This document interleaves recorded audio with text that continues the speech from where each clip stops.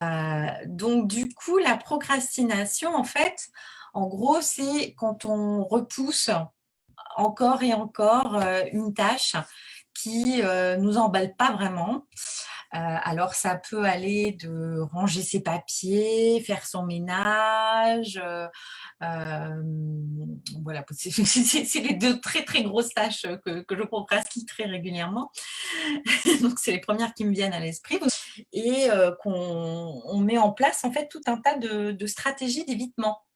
On se donne toujours des bonnes excuses pour pas les faire et on va voir que ces bonnes excuses, bah, des fois, c'est vraiment des choses, importantes, hein. On va se surcharger, de travail «exprès» entre guillemets pour éviter de faire, le la petite corvée là qu'on n'a pas envie. Donc c'est assez amusant les mécanismes, qu'on peut mettre en place. Alors donc les quelques pistes que je peux vous donner pour essayer de pallier à tout ça. Vous savez que vous procrastinez et qui peut vous porter préjudice dans votre travail, dans votre vie personnelle, voilà.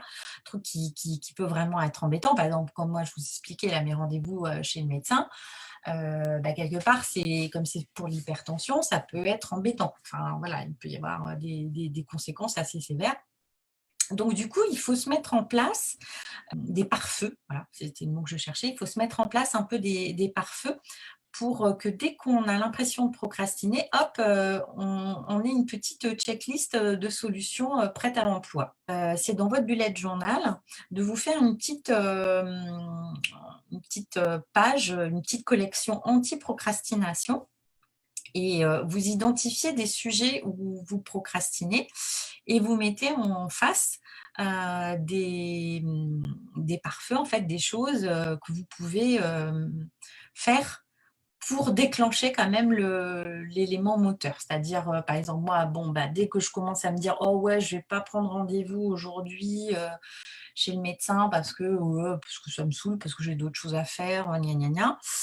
Bah, voilà, là, je regarde ma to do list, je me mets en face: «Attention, ça peut avoir telle et telle conséquence sur ta santé».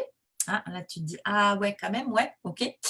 Et du coup, tu vas le faire beaucoup plus facilement que si ça reste juste un dialogue avec toi-même.